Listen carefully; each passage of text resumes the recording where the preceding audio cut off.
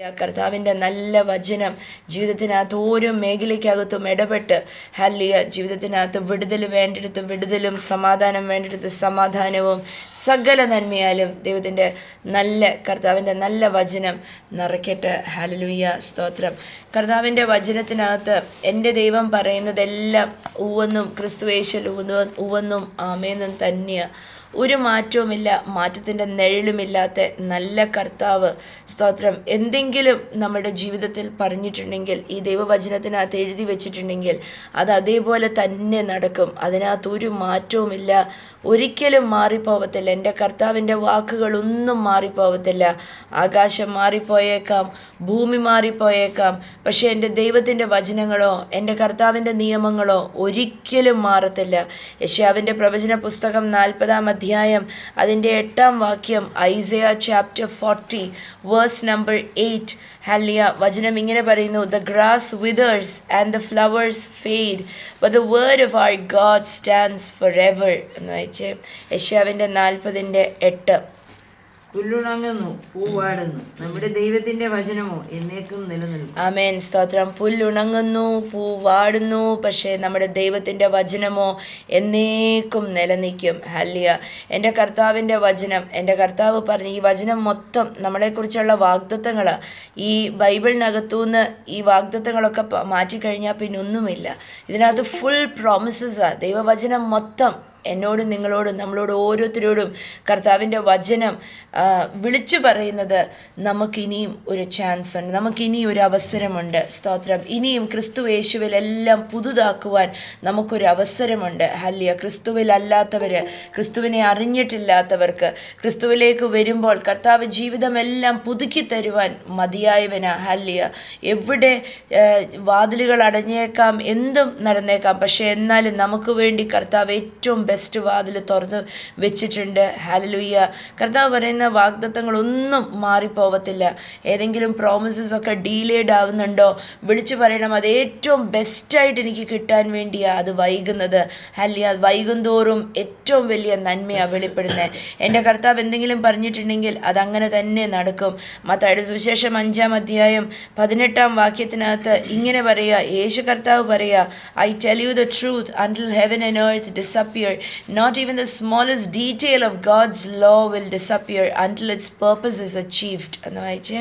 5:18 മത്തായി സുവിശേഷം.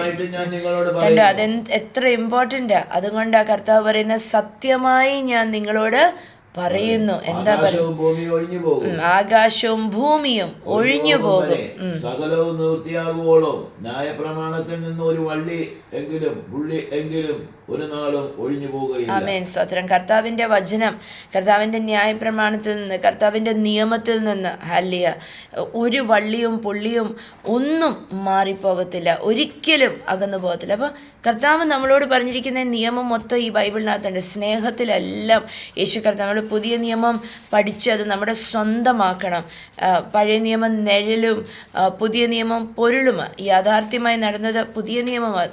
അപ്പോൾ യേശു കർത്താവ് വന്ന് കഴിഞ്ഞിട്ട് യേശു കർത്താവിൻ്റെ വരവ് പ്രഖ്യാപിച്ച് മത്തായി സുവിശേഷം തൊട്ട് നമ്മൾ പഠിക്കുമ്പം യേശു ഭൂമിയിൽ വന്നതിൻ്റെ കഥകളെല്ലാം ഉണ്ട്. അത് കഴിഞ്ഞ ലേഖനങ്ങളെല്ലാം നമ്മൾ ഈ ഭൂമിയിൽ ജയകരമായി ജീവിക്കാനാണ് ലേഖനങ്ങൾ എഴുതി വെച്ചിരിക്കുന്നത്.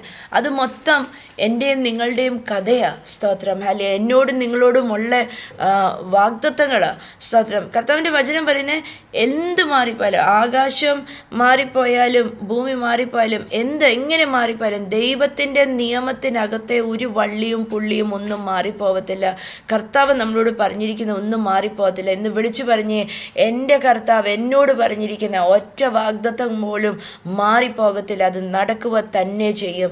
എത്ര വൈകിയാലും എന്നോട് പറഞ്ഞിരിക്കുന്ന സകല വാഗ്ദത്തങ്ങളും സകല പ്രോമിസസും നടക്കുക തന്നെ ചെയ്യും. ധൈര്യത്തോടെ വിളിച്ചു പറയണം. ഹല്ലേലൂയ. പ്രത്യാശ ഇല്ല എന്ന് തോന്നുന്ന അവസ്ഥകളിലൊക്കെ വിളിച്ചു പറയണം, ഇതിങ്ങനെ തന്നെ സംഭവിക്കും, എന്നോട് പറഞ്ഞതുപോലെ നടക്കത്തുള്ളൂ. നമ്മൾ വചനങ്ങൾ പഠിക്കുമ്പോൾ അതിനകത്ത് സക്കറിയാവിൻ്റെ പ്രവചന പുസ്തകം 9-ാം അധ്യായം 9-ാം വാക്യം നമുക്കൊന്ന് നോക്കാം. പഴയ നിയമ പുസ്തകമാണ്. Zechariah chapter 9 verse number 9. ഈ സക്കറിയാവിൻ്റെ പുസ്തകം ഒന്ന് വായിച്ചു. 9 സിയോൻ പുത്രി യെരൂശലേം പുത്രിയെ ആർപ്പിടുക, ഇതാ നിന്റെ രാജാവ് നിന്റെ അടുക്കൽ വരുന്നു. ആ അവൻ നീതിമാനും ജയശാലിയും താഴ്മയുള്ളവനുമായി കഴുതപ്പുറത്തും പെൺകഴുതയുടെ കുട്ടിയായ ചെറുത് കഴുതപ്പുറത്തും കയറി വരുന്നു. ആമേൻ, സ്തോത്രം. അപ്പോൾ ഒരു പ്രവചനം അവിടെ പറയുന്നത് അല്ലേ? പറയുന്നത് എന്തുവാ? Zechariah chapter 9 verse number 9. Rejoice, O people of Zion, shout in triumph, O people of Jerusalem.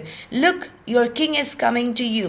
He is righteous and victorious, yet he is humble, riding on a donkey's colt. കണ്ടോ? ഇതിന് പ്രവചനമാണ് പറഞ്ഞത്. യേശു കർത്താവ് ജനിച്ചിട്ടില്ല. സക്കറിയാവിൻ്റെ പ്രവചന പുസ്തകം വിളിച്ചു പറയുക, സിയോൻ പുത്രിയെ നീ ആർക്ക്, ജെറുസലമേ നീ സന്തോഷിക്ക്, നീ ജയത്തിൻ്റെ ഘോഷം മുഴക്ക്. കണ്ടോ എന്താ പറയുന്നത്? നിന്റെ വാഗ്ദത്തത്തിന് മുമ്പാണ് പറയുന്നത്. വിളിച്ചു പറയുക, സിയോനെ നീ സന്തോഷിക്ക്, ജെറുസലമേ നീ ആർത്ത് ഘോഷിക്ക്. സോ നമ്മളോടും പറയുക, നമ്മുടെ വാഗ്ദത്തം വഴിയിൽ കിടക്കുക. പക്ഷെ ആ വാഗ്ദത്തം ലഭിക്കണമെങ്കിൽ എന്താ പറയുന്നത്? പ്രവാചകൻ പറയുക, നീ സന്തോഷിക്ക്, നീ ആർത്ത് ഘോഷിക്ക്, നീ സ്തോത്രം പറ, നീ പ്രൈസ് ചെയ്യ്, വേർഷിപ്പ് ചെയ്യ്, സോങ്സ് ഓഫ് ട്രയംഫ് പാട്. എന്തിനാ? വാഗ്ദത്തം നിവർത്തീകരിക്കാൻ പോകുക. വാഗ്ദത്തം നിവർത്തീകരിക്കേണ്ടതിൻ്റെ മുമ്പ് നമ്മൾ വാഗ്ദത്തം ലഭിച്ചു എന്ന് മുന്നിൽ കണ്ടിട്ട് കർത്താവിന് സ്തോത്രത്തിൻ്റെ പാട്ടുകൾ, ആരാധന, സ്തുതി, ജയത്തിൻ്റെ ഘോഷം നമ്മൾ മുഴക്കണം. ഇത് നമ്മൾ ഓരോരുത്തരും ചെയ്യേണ്ട കാര്യമാണ്. സെക്കറിയാവ് ജെറുസലം ദേശത്തിനോട് പറയുക, ജനമേ നിങ്ങൾ ഘോഷിക്കുക, നിങ്ങളുടെ രാജാവ് വരാൻ പോവുക, നിങ്ങളുടെ രാജാവ്. അപ്പോൾ അതുവരെ യേശു ജനിച്ചിട്ടില്ല. പക്ഷേ സെക്കറിയാവ് ഇത് എഴുതുമ്പോഴും യേശു ജനിച്ചിട്ടില്ല. അതൊക്കെ കഴിഞ്ഞ് എത്രയോ നാളുകൾ കഴിഞ്ഞിട്ടാണ് യേശു കർത്താവ് ജനിക്കുന്നത്. പക്ഷെ പ്രവചിച്ചു പറയുക, ജനത്തിനോട് പ്രവചിച്ചു പറയുക, ജനമേ നിങ്ങൾ ഇപ്പം തൊട്ടേ നിങ്ങൾ സ്തോത്രം പറ, നന്ദി പറ, നിങ്ങൾ കൈ അടിച്ച് നിങ്ങൾ ഘോഷിക്കുക, നിങ്ങൾ ജയത്തിൻ്റെ ഘോഷം പറയാനാ. Songs of triumph, hallelujah, shouts of triumph.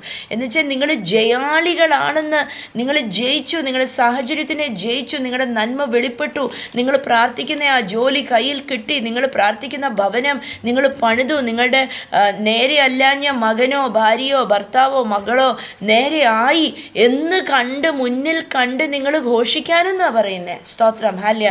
നിങ്ങളുടെ ഭൂമിയിൽ എന്ത് വിഷയമുണ്ടെങ്കിലും ആ വിഷയത്തിൻ്റെ മേൽ നിങ്ങൾ ജയിച്ചു, അതിന് മറുപടി കിട്ടിയതുപോലെ നിങ്ങൾ സ്തോത്രം ചെയ്യാൻ. ഹല്ലേലൂയ. നമ്മൾക്കൊരു നന്മ കിട്ടുമ്പോൾ നമ്മൾ കൈയടിച്ചു ആരാധിച്ചു, നമ്മൾ പറയും താങ്ക് യു ജീസസ്, നീ ചെയ്ത് തന്നല്ലോ, താങ്ക് യു എന്നൊക്കെ നമ്മൾ പറയും. പക്ഷേ പ്രവാചകൻ പറയും, അതിനു മുമ്പേ നിങ്ങൾ ഘോഷിക്കാൻ. ഹല്ലേലൂയ. യേശു കർത്താവ് ജനിക്കുന്ന ഒരു 500 വർഷങ്ങൾക്ക് മുമ്പ്, ബിഫോർ ക്രൈസ്റ്റ് എഴുതി വെച്ചതാണ് ഈ പ്രവചനം. അപ്പം 500 വർഷം മുമ്പേ ജനത്തിനോട് പറയുക, നിങ്ങൾ ഘോഷിക്കുക. എന്നിട്ട് പറയുക, എന്നിട്ട് അടുത്ത വാക്യം പറയുക, അവൻ നീതിയുള്ളവനും അവൻ ജയാളിയുമാണ്, നിങ്ങളുടെ രാജാവായ ദൈവം ദേണ്ട് വരുന്നു, അവൻ നീതിയുള്ളവനും ജയാളിയും, എങ്കിലും അവൻ എളിമയും താഴ്മയും ഉള്ളവൻ, അവനൊരു കഴുതയുടെ പുറത്ത്, കഴുതക്കുട്ടിയുടെ പുറത്ത് ദേണ്ടവൻ വരുന്നു. ഓ ഹല്ലേലൂയ. പ്രവചിച്ചു പറയുക. സ്തോത്രം. എന്നിട്ട് നമ്മൾ മത്തായി സുവിശേഷം 21 അധ്യായത്തിനകത്തേക്ക് വരുമ്പം ഈ പ്രവചനം നിവർത്തീകരിക്കുന്ന നമുക്ക് കാണാൻ സാധിക്കും. മത്തായി 21 ഹല്ലേലൂയ, സ്തോത്രം. അതിൻ്റെ 1 വാക്യം തൊട്ട് ഇങ്ങോട്ട് നോക്കുമ്പോൾ അത് ഒരുപാടുണ്ട്, നമ്മളത് വായിച്ചാൽ. പക്ഷേ അതിനകത്ത് എഴുതി വച്ചിരിക്കുന്നു, ചാപ്റ്റർ 21 വേഴ്സ് 1 and 2. അതിനകത്ത് പറയുക, യേശു കർത്താവ് യെരൂശലേം എത്താറായപ്പോൾ, അപ്പോൾ യേശുവിൻ്റെ യാത്ര ഗലീലിയായിൽ നിന്ന് പലയിടങ്ങളിൽ പോയി മെല്ലെ 3.5 വർഷം കാലം മുതൽ ജെറുസലേമിലേക്കുള്ള യാത്രയാണ്. എന്നുവെച്ചാൽ മരണത്തിൻ്റെ സമയമായി. അപ്പോൾ യെരൂശലേമിൽ വന്നിട്ട് വേണം കാൽവരി ക്രൂശിലെ ആ ക്രൂശീകരണം നടക്കുവാൻ. യേശു ഫോക്കസ് ചെയ്ത, നമ്മൾ ഗോസ്പൽസ് വായിക്കുമ്പം, സുവിശേഷങ്ങൾ വായിക്കുമ്പം, യേശു വളരെ സ്ട്രാറ്റജിയോടെയാണ് യേശു മുന്നോട്ട് നീങ്ങിയത്, വളരെ ശ്രദ്ധയോടെയാണ്, ഒരു പദ്ധതിയോടെയാണ്. എന്നുവെച്ചാൽ യെരൂശലേമിൽ വന്ന് വേണം ഈ കാൽവരി ക്രൂശീകരണം നടക്കുവാൻ. അതിനുവേണ്ടി നമ്മൾ ഓരോ അധ്യായം പഠിക്കുമ്പോൾ നമുക്ക് കാണാൻ സാധിക്കും, യേശു യെരിഹോയിലേക്ക്, യേശു ഗലീലിയായിൽ നിന്ന് ഇന്നയിടത്തേക്ക്, ബെത്തനിയിലേക്ക്, അങ്ങനെ പറഞ്ഞ് 21 അധ്യായം വരുമ്പം പറയുവാണ്, യേശു കർത്താവ് യെരുശലേമിൻ്റെ അടുക്കലേക്ക് വന്നപ്പോൾ ആ യെരുശലേമിൻ്റെ വഴിയിൽ ഒരു സ്ഥലമുണ്ടായിരുന്നു, ബെത്ഫേജ്, മൗണ്ട് ഓഫ് ഓലിവ്സ്. ആ സ്ഥലത്ത് വന്നപ്പോഴത്തേക്ക് യേശു കർത്താവ് എന്ത് ചെയ്തു? തൻ്റെ 2 ശിഷ്യന്മാരെ പറഞ്ഞു വിട്ടു. എന്നിട്ട് പറഞ്ഞു വിട്ടിട്ട് പറഞ്ഞു, നിങ്ങൾ ആ പട്ടണത്തിൽ ചെന്ന്, അല്ലെങ്കിൽ നിങ്ങൾ ആ ഗ്രാമത്തിൽ ചെന്ന്, നിങ്ങളവിടെ ചെന്ന ഉടനെ നിങ്ങളൊരു കഴുതയും അതിൻ്റെ കഴുതക്കുട്ടി അതിൻ്റെ അടുത്തുണ്ട്, ആ കഴുതയെ കെട്ടിയിട്ടിരിക്കുന്നത് നിങ്ങൾക്ക് കാണാൻ സാധിക്കും. അവിടെ ചെന്ന് അതിനെ അഴിച്ച്, ആരെങ്കിലും ചോദിക്കുക എന്തിനാണെന്ന് ചോദിച്ചാൽ പറയണം യേശു പറഞ്ഞു വിട്ടിട്ടാണെന്ന് പറയണം. കണ്ടോ, യേശു അത്ര പേര് ആയി യേശുവിന്. രോഗസൗഖ്യങ്ങളും അന്ന് കണ്ടോ, ഇൻസ്റ്റഗ്രാമും സോഷ്യൽ മീഡിയ ഒന്നും വേണ്ട. ദൈവത്തിൻ്റെ പരിശുദ്ധാത്മാവിൻ്റെ ആ ശക്തി, ദൈവത്തിൻ്റെ ആ ശക്തി നമ്മൾ കാണുന്നുണ്ട്. ഇത് കഴിഞ്ഞ് യേശു കർത്താവ്, നമ്മളൊന്ന് ഒരു നിമിഷം അവിടെ നിന്നൊന്ന് ചിന്തിക്കാമെങ്കിൽ, യേശു കർത്താവ് മരിച്ചു ഉയർത്തെഴുന്നേറ്റൊക്കെ കഴിഞ്ഞ് പരിശുദ്ധാത്മാവ് വന്നു കഴിഞ്ഞ് അപ്പോസ്തല പ്രവൃത്തിക്കകത്ത് നമ്മൾ കാണുന്നുണ്ട്, ഒരു ഇൻസ്റ്റഗ്രാമും സോഷ്യൽ മീഡിയയും ഫേസ്ബുക്കും ഒന്നുമില്ല, ഒരു പബ്ലിസിറ്റിയുമില്ല. പക്ഷെ നമ്മൾ കാണുന്നു സമരിയയിലുള്ള ഫിലിപ്പോസിൻ്റെ ശുശ്രൂഷ കണ്ട് ജനങ്ങൾ തടിച്ചുകൂടി. അവിടുന്ന് പരിശുദ്ധാത്മാവ് ഈ ഫിലിപ്പോസിനെ എടുത്തോണ്ട് മരുഭൂമിയിൽ കൊണ്ടുവന്ന് ഒരു ഷണ്ടനെ സ്നാനപ്പെടുത്താൻ കൊണ്ടുവന്നു. അവിടുന്ന് വീണ്ടും അടുത്ത ശുശ്രൂഷയ്ക്ക് കൊണ്ടുവന്നല്ലേ. എത്ര പബ്ലിസിറ്റി! യേശു കർത്താവിനെ നോക്കിയാലും എവിടെ ചെന്നാലും ജനം തടിച്ചു കൂടുക, യേശു കർത്താവിൻ്റെ വാക്ക് കേൾക്കാനും ഒന്നൊരു രോഗസൗഖ്യം വെളിപ്പെടുവാനും. ഇന്നൊക്കെ നമ്മൾ എന്തുമാത്രം ആൾക്കാർ പ്രചരണങ്ങൾ നടത്തുന്നു അല്ലേ, ഭയങ്കര അഡ്വർടൈസ്മെൻറ്റ് നടത്തുന്നു. ഇന്നടത്ത് ഇന്ന സുവിശേഷ യോഗമുണ്ടല്ലേ, ഇന്നടത്ത് ഇതുണ്ട്, അല്ലെങ്കിൽ ഇന്ന വ്യക്തി വരുന്നു, എന്തുമാത്രം അഡ്വർടൈസ് ചെയ്യുന്നു. അന്ന് ഒരു അഡ്വർടൈസ്മെൻറ്റ് ഒന്നും വേണ്ട. യേശുവിനെക്കുറിച്ചുള്ള ശ്രുതി, യേശുവിനെക്കുറിച്ചുള്ള വാർത്ത, സദ്വാർത്ത ലോകം മൊത്തം എത്തി പടരുമായിരുന്നു. എത്ര ജനം! അപ്പം യേശു കർത്താവ് പറയുക, ആരെങ്കിലും നിങ്ങളോട് ചോദിച്ചാൽ നിങ്ങളങ്ങ് പറഞ്ഞാൽ മതി, എൻ്റെ കർത്താവ് പറഞ്ഞു വിട്ടിട്ട് വന്നതാണെന്ന്, യേശു പറഞ്ഞു വിട്ടിട്ട് അങ്ങ് പറഞ്ഞാൽ മതി. പക്ഷെ എന്താണല്ലോ അവിടെ ആ പ്രവചനം നിവൃത്തീകരിക്കുന്നതുണ്ടോ? സെക്കറിയ പ്രവചനകൻ്റെ പുസ്തകത്തിനകത്ത് 500 വർഷങ്ങൾക്ക് മുമ്പ്, യേശു ജനിക്കുന്ന 500 വർഷങ്ങൾക്ക് മുമ്പ്, 520 BC എഴുതിയത് സെക്കറിയാവിൻ്റെ പ്രവചന പുസ്തകം. ആ സമയത്ത് പ്രവചിച്ച് പറഞ്ഞത് നടക്കുന്നത് കണ്ടപ്പം കാലം പോയേക്കാം, ആകാശം മാറിയേക്കാം. അപ്പോൾ ആകാശവും ഭൂമിയും ഇങ്ങനെ നമ്മളുടെ രീതിയിൽ നമ്മൾ നോക്കിയാൽ കോൺസ്റ്റൻ്റായിട്ട് നിൽക്കുന്ന അല്ലേ, മാറ്റമില്ലാതെ നിൽക്കുന്ന. നമ്മൾ ആകാശം എന്നും നമ്മൾ പ്രാർത്ഥിക്കുന്നില്ല, ആകാശം അവിടെ നിൽക്കണം കർത്താവേ, നാളെ രാവിലെ ഞാൻ എഴുന്നേൽക്കുമ്പോൾ ആകാശം അവിടെ ഉണ്ടാവണം. അല്ലെങ്കിൽ ആരെങ്കിലും പറയാം ആകാശം ഇടിഞ്ഞു വീഴട്ടെന്ന് പറഞ്ഞാൽ നമ്മൾ ആരെങ്കിലും പേടിക്കുന്നുണ്ടോ? അവരുടെ വാക്കൊന്നും നടക്കത്തെ, നമ്മൾ പേടിക്കുന്നത് വെച്ചാൽ ആകാശം അവിടെ കോൺസ്റ്റൻ്റായിട്ട് നിൽപ്പുണ്ട്, നമുക്ക് പേടിയില്ല. അപ്പോൾ ചില കാര്യങ്ങളൊക്കെ കോൺസ്റ്റൻ്റാണ്. സൂര്യൻ ഉദിക്കും, നമുക്ക് നല്ല ഓർമ്മ, നമ്മൾ അതിനെക്കുറിച്ചൊന്നും ഭാരപ്പെടുന്നില്ല, സൂര്യൻ ഉദിക്കേണ്ടതിനെക്കുറിച്ചും അല്ലെങ്കിൽ ആകാശം അവിടെ നിൽക്കണമെന്നൊന്നും പറഞ്ഞ് ഭാരപ്പെടില്ല. അപ്പം അത്ര കോൺസ്റ്റൻ്റായിട്ടുള്ള കാര്യങ്ങളാണ്. പക്ഷേ കർത്താവ് പറയാം, even if the heavens and the earth pass, അത് മാറിപ്പോയാലും ഉറപ്പായിട്ടും കർത്താവിൻ്റെ വാക്ക് നടക്കും, അത് നടക്കാതെ പോകത്തില്ല. അത്ര സ്ഥിരതയുള്ളതാ ദൈവത്തിൻ്റെ വചനം, അത്ര ഫേമായിട്ടുള്ളതാ കർത്താവിൻ്റെ വചനം. അപ്പം നമ്മുടെ ജീവിതത്തിനകത്ത് ദൈവവചനം വെച്ച് നമ്മളൊരു വിഷയം പ്രാർത്ഥിച്ചാൽ ഉറപ്പായിട്ടും അതിന് മറുപടി ഉണ്ട്. എന്താ? ദൈവവചനം കോൺസ്റ്റൻ്റാണ്, ദൈവവചനം മാറത്തില്ല. ദൈവവചനം വേര് പിടിക്കുന്നതും പാറയെ പിളർക്കുന്നതും സകല തടസ്സങ്ങളെ മാറ്റുന്നതുമാണ്. അല്ല, ദൈവവചനം വെച്ച് നമ്മുടെ ജീവിതത്തിനകത്ത് പ്രവചനങ്ങൾ വിളിച്ചു പറയണം. കർത്താവെ, അങ്ങയുടെ വചനം പറയുന്നുണ്ടല്ലോ, ഞാനും എൻ്റെ കുടുംബവും ഞങ്ങൾ യഹോവയെ സേവിക്കുവാൻ. ഇന്ന് കുടുംബങ്ങളൊക്കെ ഒരുമിച്ചല്ല ആരാധിക്കുന്നെങ്കിൽ വിളിച്ചു വാഗ്ദത്തം പറയണം, ഉറപ്പായിട്ടും ആ വാഗ്ദത്തം നിവർത്തീകരിക്കും. വിളിച്ചു പറയണം, എൻ്റെ മക്കൾ അവർ ലോകത്തിൽ ഉന്നതരും, അവർ ക്രിസ്തു യേശുവിൽ അവർ പ്രശസ്തരുമായി തീരും, ലോകം അറിയുന്ന നീതിമാന്മാരായിത്തീരും. വിളിച്ചു പറയണം, മക്കൾ അങ്ങനെ തന്നെ ആയിത്തീരും. ഹല്ലേലൂയ. എന്താ? വചനം വെച്ചാണ് നമ്മൾ പ്രാർത്ഥിക്കുന്നത്. സ്തോത്രം. ഇവിടെ വചനമാണ്, സക്കറിയ പ്രവചനം വചനമാണ് പറഞ്ഞത്. എന്താ വചനം പറഞ്ഞത്? നിങ്ങൾ ആർത്തു ഘോഷിക്ക് സിയോനെ, യെരുസലേമേ, നിങ്ങൾ സ്തോത്രം പറ, നിങ്ങളുടെ രാജാവ് എഴുന്നള്ളുന്നു. 500 വർഷങ്ങൾ കഴിഞ്ഞപ്പം, 550 വർഷങ്ങൾ കഴിഞ്ഞപ്പം ദേണ്ട യേശു കർത്താവ് പറയുക, നിങ്ങൾ ആ കഴുതയും ആ കഴുതയെ കുട്ടിയെയും എടുത്തോണ്ടിങ്ങി വാ, എടുത്തുകൊണ്ട് വന്ന് ആ പ്രവചനം നിവർത്തീകരിച്ചു. എന്നിട്ട് യേശു നോക്കുക, യേശുവിനെ നമ്മൾ ഈ ഭാഗത്ത് ശ്രദ്ധിക്കണം. മത്തായി സുവിശേഷം 21 അധ്യായത്തിനകത്ത് നമ്മൾ വളരെ അധികം യേശുവിനെ ശ്രദ്ധിക്കണം. എല്ലാ ലൂക്കായിക്കകത്തും മർക്കോസിനകത്തും യോഹന്നാനകത്തും ഒക്കെ വന്നിരിക്കുന്ന ഒരു അധ്യായമായത്. പക്ഷേ മത്തായിയുടെ സുവിശേഷത്തിനകത്ത് മാത്രമേ സക്രിയ പ്രവചനത്തിനകത്ത് പറഞ്ഞതുപോലെ ഒരു കഴുതയും കഴുതയുടെ കുട്ടിയെയും കാണാൻ സാധിക്കുന്നുള്ളൂ. ബാക്കി എല്ലാ പ്രവചനത്തിനകത്തും കഴുതക്കുട്ടി മാത്രമേ ഉള്ളൂ. കഴുതയും കഴുതയുടെ കുട്ടിയും എന്ന് ഇല്ല, രണ്ടുപേരുമില്ല, ഒരാൾ മാത്രമേ ഉള്ളൂ മാർക്ക്, ലൂക്ക്, ജോണിനകത്ത്. പക്ഷേ മത്തായിയുടെ അകത്ത് ആ എക്സാക്റ്റ് ആ പ്രവചനം അങ്ങനെ തന്നെ കിടപ്പുണ്ട്. പക്ഷേ യേശു എന്താ ചെയ്തതെന്ന് നോക്കണം, വളരെ ശ്രദ്ധ. യേശുവിനെ കുറിച്ച് പറയുന്നത് ഹീസ് എ വണ്ടർഫുൾ സ്ട്രാറ്റജിസ്റ്റ് അല്ലേ. യേശുവിൻ്റെ പ്രവചനം പറയുന്നത് അവൻ്റെ മേലൊരു രാജ്യം ഇരിക്കുക, അവൻ എന്തുവാണ്, അവന് ഹീസ് എ കൗൺസിലർ അല്ലേ. യേശു കർത്താവിനെ കുറിച്ച് യേശയ്യാവ് പ്രവചനം പറയുന്നു, അവന് he's A wonderful councillor, he's A wonderful strategist എന്നൊക്കെയാണ് പറയുന്നത്. അപ്പം യേശു വളരെ പ്രിപ്പയർ ചെയ്ത് വന്നതാ. യെരുസലേമിൽ വരുമ്പം യേശു എങ്ങനെയാണ് യെരുസലേമിനകത്തോട്ട് കയറുന്നത്?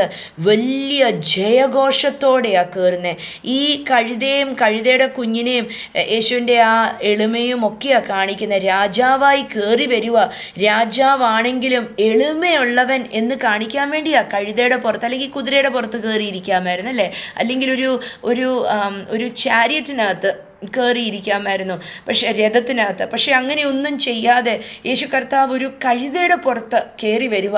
യേശുവിൻ്റെ ആ ഹംബിൾനെസ്, ആ ഹ്യൂമിലിറ്റി അവിടെ കാണിക്കുന്ന, ആ താഴ്മ അവിടെ കാണിക്കുക. പക്ഷേ യേശു വന്ന് എന്താ ചെയ്യുന്നത്? അവിടെ ജനമൊക്കെ ഉണ്ടായിരുന്നു. എന്താ വെച്ചാൽ പെസഹ ആചരിക്കുന്ന സമയമാണ്. പെസഹയുടെ ആചരണ സമയമാകുമ്പം ലോകത്ത് സകലമാനം കിടക്കുന്ന സകല യഹൂദന്മാരും യെരുസലേമിൽ വരും. ആ സമയം നോക്കിയ യേശു കർത്താവ് ഗ്രാൻഡ് എൻട്രൻസ് യെരുസലേം പട്ടണത്തിനകത്തോട്ട് കയറുന്നത്. യേശു എത്ര വളരെ ബുദ്ധിയോടെയാണ്, നമ്മുടെ ജീവിതത്തിനകത്ത് നമ്മളെല്ലാം ബുദ്ധിയോടെ ചെയ്യാൻ വേണ്ടിയാണ് ഈ ഒരു അധ്യായത്തിനകത്ത് യേശുവിൻ്റെ ബുദ്ധി നമ്മൾ ശ്രദ്ധിക്കണം. യേശു പബ്ലിക്കാക്കി യേശുവിൻ്റെ ആ രാജ്യത്വം, ഹീസ് എ കിങ് അല്ലെങ്കിൽ രാജാവാണെന്ന് ഉള്ളത് വളരെ സിമ്പിൾ ഒരു ആക്ഷനിലൂടെ വെളിപ്പെടുത്തി യേശു ആരാണെന്ന്. യേശുവിൻ്റെ ശിഷ്യന്മാരെല്ലാവരും കണ്ടോ, ശിഷ്യന്മാരും യേശു തൊട്ടും എടുത്തും സൗഖ്യമാക്കിയവരും ഒക്കെ അവിടെ ഉണ്ട്. ഓഫ് കോഴ്സ് 2 ദിവസം കഴിയുമ്പോൾ ഇതെല്ലാം തിരിഞ്ഞു മറിഞ്ഞ് എല്ലാം യേശുവിൻ്റെ എതിരെ വിരൽ ചൂണ്ടുകയും ഒക്കെ നടക്കും. പക്ഷെ അത് ആ പ്രവചനം നിവർത്തീകരിക്കാനാണ്. പക്ഷേ യേശു കണ്ടോ, രഹസ്യത്തിലല്ല യേശു പോയി കാൽവരി ക്രൂശിൽ മരിച്ചത്, പരസ്യമായിട്ട് സകലതും പരസ്യമാക്കി. അത്രയും നാൾ വരെയും കർത്താവ് പറഞ്ഞു, എൻ്റെ സമയം വന്നിട്ടില്ല, എന്നെ വെളിപ്പെടുത്തണ്ട, നിങ്ങൾ മിണ്ടല്ല, നിങ്ങൾ പറയല്ല ആരോടും ഞാനായി അത്ഭുതം ചെയ്ത്, നിങ്ങൾ ആരോടും പോയി പറഞ്ഞേക്കല്ലേ എന്നൊക്കെയാണ് പറഞ്ഞത് അല്ലേ. പക്ഷേ കണ്ടോ, 21 അധ്യായം വരുമ്പം പ്രവചനം നിവർത്തീകരിക്കേണ്ട സമയം വന്നപ്പോൾ യേശു വളരെ പബ്ലിക്കായിട്ട് ചെയ്തു. വളരെ വളരെ ബുദ്ധിപൂർവം പ്രിപ്പയർ ചെയ്താണ് യേശു ഇത് ചെയ്തത്. യേശു പ്ലാൻഡ് ആയിരുന്നു. യേശു എന്തിനാ പ്ലാൻ ചെയ്തത്? എല്ലാവരും അറിയണം യേശു കർത്താവാണെന്ന്. യേശുവിൻ്റെ അതായിരുന്നു പദ്ധതി. എല്ലാവരും അറിയണം ദൈവം അയച്ചിട്ട് വന്നതാണെന്ന്. യേശുവിനെ എല്ലാവരും അറിയണമെന്ന് ആഗ്രഹമുണ്ടായിരുന്നു. യേശു മിശിഹ ആണെന്ന് ലോകം കാത്തിരുന്ന് പ്രവചന പുസ്തകങ്ങൾ എഴുതി വെച്ച് ഉൽപ്പത്തി പുസ്തകം 3 അധ്യായത്തിനകത്ത് ദൈവം അവയോട് പറഞ്ഞു, സർപ്പത്തിനോട് പറഞ്ഞു, പാമ്പിനോട് പറഞ്ഞു, പിശാചായ പാമ്പിനോട് പറഞ്ഞു, നിന്റെ തലയെ തകർക്കുവാനായിട്ട് ഇവളുടെ സന്തതി ജനിക്കും, നിന്റെ തലയെ തകർക്കുമെന്ന്. ആ പ്രവചനം ഉൽപ്പത്തി പുസ്തകം 3 അധ്യായത്തിനകത്ത് പ്രവചിച്ചു പറഞ്ഞത് നടക്കേണ്ട അതിൻ്റെ കാലസമ്പൂർണത എത്തി എന്ന് വെളിപ്പെടുത്താൻ വേണ്ടി കണ്ടോ യേശു ചെയ്തത്. വളരെ ബുദ്ധിയോടെ ആ കഴുതപ്പുറത്ത് കയറി വന്ന് തൻ്റെ ശിഷ്യന്മാരോട് പറഞ്ഞില്ല, നിങ്ങൾ എനിക്ക് വേണ്ടി ഈ തുണികളൊക്കെ അവിടെ വിരിച്ചിടണം. ആ ജനത്തിനോട് പറഞ്ഞില്ല, ജനമേ നിങ്ങൾ മിണ്ടാതിരിക്കും, നിങ്ങൾ ആരോടും പറയല്ല ഞാൻ രാജാവാണെന്ന് എന്ന് പറയൽ, ഒന്നും പറഞ്ഞില്ല. യേശു പറയുന്ന ഒരു വാക്കുണ്ട്. യേശു അവിടെ 21 അധ്യായം, മത്തായി സുവിശേഷം 21 അധ്യായം 15 വാക്യം, അതിനകത്തൊരു ഭയങ്കര അത്ഭുതങ്ങൾ നടക്കുന്നുണ്ട്. 14 വാക്യത്തിൽ കാണുന്നു, യേശു കർത്താവിൻ്റെ അടുക്കിലേക്ക് മുടന്തനും ചെകിടനും ഊമനും വിക്കനും ഒക്കെ വന്നു. യേശു അവരെയൊക്കെ തൊട്ടു, സുഖമാക്കി. അവർ യേശുവിനോട് യേശുവിനോടൊപ്പം ദേവാലയത്തിൽ കയറി. കണ്ടോ, അതുവരെ അവർക്ക് പ്രവേശനമില്ലായിരുന്നു. അപ്പം ദൈവരാജ്യത്തിനകത്ത് കയറാൻ പോലും അവകാശമില്ലാത്തവരെ കയറ്റുക കർത്താവ്. എന്നിട്ട് അതിൻ്റെ അടുത്ത വാക്യത്തിനകത്ത് പുരോഹിതന്മാരും പ്രമാണികളും അവിടുത്തെ നേതാക്കന്മാരും ഒക്കെ പറയുക, അവരൊക്കെ കാണുക അല്ലേ, അവരൊക്കെ അത്ഭുതങ്ങൾ കണ്ടു, അവർ അവരുടെ കാതുകളും കേട്ടു. എന്തുവാ കേൾക്കുന്നത്? കുഞ്ഞുങ്ങൾ പോലും ആർത്തു വിളിക്കുക, ദാവീദിൻ്റെ പുത്രന് ഹോശന്ന, ദാവീദിൻ്റെ പുത്രന് മഹത്വം എന്ന് വിളിച്ചു പറയുമ്പോൾ ഈ 15-ാം വാക്യത്തിനകത്ത്, ഈ 15-16 വാക്യത്തിനകത്ത് ഈ പുരോഹിതന്മാർക്ക് ഭയങ്കര, അവർക്ക് ഇങ്ങനെ ഭയങ്കര ദേഷ്യം വന്നു. ബിക്കം ഇൻഡിഗ്നൻറ്റ്. അവർ ഭയങ്കര ഇങ്ങനെ, അവർക്ക് ദേഷ്യം പോലെ വന്നു. എന്നിട്ട് അവർ യേശു കർത്താവിനോട് ചോദിക്കുന്നുണ്ട്, നീ കേൾക്കുന്നില്ലേ ഈ കുഞ്ഞുങ്ങളൊക്കെ പറയുന്നത്? Do you here what these children are saying എന്ന് ചോദിച്ചു. എന്താ കുഞ്ഞുങ്ങൾ വിളിച്ചു പറയുക? ദാവീദിൻ്റെ പുത്രന് ഹോശന്ന, ദാവീദിൻ്റെ പുത്രന് പ്രൈസ്, മഹത്വം എന്ന് വിളിച്ചു പറയുക, സ്തോത്രം എന്ന് വിളിച്ച്. അപ്പം യേശു കർത്താവിനെ സ്തോത്രം പറയുക, ദൈവത്തിനുള്ള മഹത്വം യേശുവിന് കൊടുക്കുക. അപ്പം യേശുവിനോട് ചോദിക്കുക, നീ കേൾക്കുന്നില്ലേ ഇവരിത് പറയുന്നേ? ഉടനെ യേശു കർത്താവ് പറയുക, നിങ്ങൾ കേട്ടിട്ടില്ലയോ? ആ വാക്യം ഒന്ന് വായിച്ചേ, മലയാളത്തിൽ നിന്ന് വായിച്ചേ, 16 വായിച്ചേ, മത്തായി 21:16. പറയുന്നത് കേൾക്കുന്നുവോ എന്ന് ചോദിച്ചു. യേശു അവരോട്, ശിശുക്കളുടെയും മുല കുടിക്കുന്നവരുടെയും വായിൽ നിന്ന് നീ പുകഴ്ച ഒരുക്കിയിരിക്കുന്നു എന്നുള്ളത് നിങ്ങൾ ഒരിക്കലും വായിച്ചിട്ടില്ലയോ എന്ന് ചോദിച്ചു. എന്നിട്ട് ലൂക്കാ സുവിശേഷം 19 വരുമ്പം 19:40 അപ്പം അവിടെ ചോദിക്കുന്നു, മത്തായി സുവിശേഷത്തിനകത്ത് ചോദിക്കുന്നു, കുഞ്ഞുങ്ങളുടെ വായിൽ നിന്ന് സ്തോത്രം വരുമെന്ന് നീ കേട്ടിട്ടില്ലയോ? വചനം അങ്ങോട്ട് എടുത്തു. വചനത്തിനകത്ത് കിടപ്പുണ്ട് കുഞ്ഞുങ്ങളും മുലയൂട്ടുന്നതും ഒക്കെ സ്തോത്രം പറയുമെന്ന്. ആ വചനം അങ്ങോട്ട് എടുത്തിട്ട് കൊടുത്തു. നീ ഇത് കേട്ടിട്ടില്ലയോ? നിനക്ക് ബൈബിൾ, നിനക്ക് വചനം അറിയാമല്ലോ, പ്രമാണങ്ങൾ അറിയാമല്ലോ, നീ ഇത് കേട്ടിട്ടില്ലേ എന്ന് ചോദിക്കുന്നു. ലൂക്കാ സുവിശേഷം 19:39-40 ഇതേ വാക്യം, Luke chapter 19 verse numbers 39 and 40, ഇതേ വാക്യം പറയുമ്പോൾ ഈ ഫരിശ്യരും പ്രമാണികളും ന്യായപ്രമാണികളും പറയുക, നിന്റെ ആൾക്കാരോട് മിണ്ടാതിരിക്കാൻ പറ എന്ന് പറയുമ്പം യേശു കർത്താവ് അവിടെ ചോദിക്കുന്നൊരു കാര്യമുണ്ട്. 40-ാം തിരുവചനം 19:40, ലൂക്ക് 19:40, ലൂക്ക് 19:40. യേശു കർത്താവ് പറയുക, if they keep quiet the stones along the road would burst into cheers. കണ്ടോ എന്ന് വായിച്ചേ. ഇവർ മിണ്ടാതിരുന്നാൽ കല്ലുകൾ ആർത്ത് വിളിക്കുന്നു. അപ്പം കണ്ടോ, യേശു കർത്താവിന്, ദൈവത്തിന് മഹത്വം കൊടുക്കണം. യേശു അവിടെ പബ്ലിക്കായിട്ട് ആ ഒരു കാര്യം വെളിപ്പെടുത്തും. അപ്പം പ്രവചനം നടക്കും. എന്ത് പ്രവചിച്ചിട്ടുണ്ടോ ആ പ്രവചനം നടക്കുക തന്നെ ചെയ്യും. ദൈവനാമം മഹത്വപ്പെടുവാൻ വേണ്ടി പ്രവചനങ്ങൾ നിവർത്തീകരിക്കും. ഇന്ന് നമ്മുടെ ഓരോരുത്തരുടെയും, ഇന്ന് ഈ വചനം കേൾക്കുന്ന ഓരോരുത്തരുടെയും ജീവിതത്തിനകത്ത് നന്മകൾ നാളുകളായിട്ട് ലഭിക്കുമെന്ന് പറഞ്ഞിട്ടും നടക്കാതെ ഇരിപ്പുണ്ടോ? ഇന്ന് തൊട്ട് തുടങ്ങിക്കോണം. എൻ്റെ ജീവിതത്തിനകത്ത് നടന്നിരിക്കുന്നതിനായി സ്തോത്രം. നടക്കാൻ പോകുന്നതിനല്ല, അത് നടന്ന് കിട്ടിയിരിക്കുന്നതിനായി സ്തോത്രം. ദൈവനാമം മഹത്വപ്പെടാൻ വേണ്ടി എൻ്റെ ജീവിതത്തിലെ അത്ഭുതം നടന്ന് കിട്ടിയിരിക്കുന്നതിനായി സ്തോത്രം. വിളിച്ച് സ്തോത്രം പറഞ്ഞ് സന്തോഷത്തോടെ ആർത്ത് വിളിക്കണം. 10 പേരോട് നടന്നു പറയണം, എൻ്റെ ജീവിതത്തിൽ ആ നന്മ വെളിപ്പെട്ട് കഴിഞ്ഞിരിക്കുക. എനിക്ക് എൻ്റെ മമ്മിയുടെ കൂടെ പഠിച്ച ഒരു അങ്കിളുണ്ട്. ഒരു തവണ നാട്ടിൽ പോയപ്പം അവരുടെ മോന്, അവർക്ക് 2-3 ആൺപിള്ളേരുണ്ട്. ആ മക്കൾക്ക് പ്രായമായിട്ട് ഒന്നും, എനിക്കൊന്നൊരു 10-28 വയസ്സായിട്ട് ഒന്നും മൂത്ത മോനൊന്നും കല്യാണം നടന്നില്ല.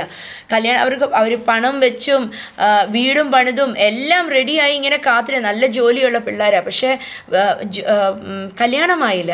കല്യാണമാവാഞ്ഞപ്പോൾ ഒരു തവണ ഇങ്ങനെ നാട്ടിൽ ചെന്നപ്പം അങ്കിളിനോട് ഇങ്ങനെ സംസാരിച്ചപ്പം അങ്കിൾ പറഞ്ഞു, കല്യാണമൊക്കെ റെഡി ആയിരിക്കുക, എല്ലാം റെഡി ആയിരിക്കുക. എവിടാ? അപ്പം പറയാ, അത് വിശ്വാസത്താൽ റെഡി ആയിരിക്കുക. എന്നിട്ട് അവർ ചെയ്ത ജോലി, അവർ വീടൊക്കെ പെയിൻറ്റ് ചെയ്ത് കല്യാണ പെണ്ണ് വരാൻ ഉള്ള റെഡിയായി, അങ്ങനെ ഭയങ്കര റെഡിയാക്കി അവരുടെ വീടൊക്കെ നല്ല ഭംഗിയാക്കിയിട്ട് എന്നിട്ട് പറഞ്ഞു, ഇത് എന്നുവെച്ചാൽ കല്യാണം നടക്കും, അടുത്ത ദിവസങ്ങളിൽ നടക്കും. അവർ പറഞ്ഞു കഴിഞ്ഞ് പിന്നെയും എനിക്ക് തോന്നുന്നൊരു 1 വർഷം എങ്ങാണ്ടോ കഴിഞ്ഞാൽ കല്യാണം നടന്നേ. പക്ഷെ അവർ ഓരോ ദിവസവും പറഞ്ഞുകൊണ്ട് കല്യാണം നടക്കാൻ പോവുക, അതാണ് ഇതാ വന്നു കഴിഞ്ഞു. അവരങ്ങനെ യേശുവിൻ്റെ നാമത്തിൽ ഞങ്ങൾ പറയുന്ന വചനങ്ങൾ, അത് ക്രിസ്തു യേശുവിൽ ഉവെന്നും ആമേന്നും അത് നടന്നിരിക്കും. ഇങ്ങനെ വചനവും വാഗ്ദത്വവും വിളിച്ചു പറഞ്ഞ് ഏറ്റവും ബെസ്റ്റ് കല്യാണം ആ പയ്യന് നടന്നു. വളരെ സൂപ്പറായിട്ട് ഒരെണ്ണമല്ല, പുറകെ മറ്റു പിള്ളേരുടെയൊക്കെ കല്യാണവും നടന്നു. അവരുടെ പെട്ടെന്ന് അത്രയും നാളും അവർ ഭാരപ്പെട്ട് ഇരുന്നു, അല്ലെങ്കിൽ അവരങ്ങനെ ഇരുന്നു. പക്ഷെ അവരത് ഭാരമായിട്ട് കണ്ടില്ല. അവർ വിളിച്ച് പറഞ്ഞുകൊണ്ടേയിരുന്നു അവരുടെ വാഗ്ദത്തങ്ങൾ നിവർത്തീകരിച്ച് കഴിഞ്ഞെന്ന്. യേശു കർത്താവും അതാ നമ്മൾ ആ അധ്യായം മൊത്തം പഠിക്കുമ്പം ആ വാഗ്ദത്തം നിവർത്തീകരണം.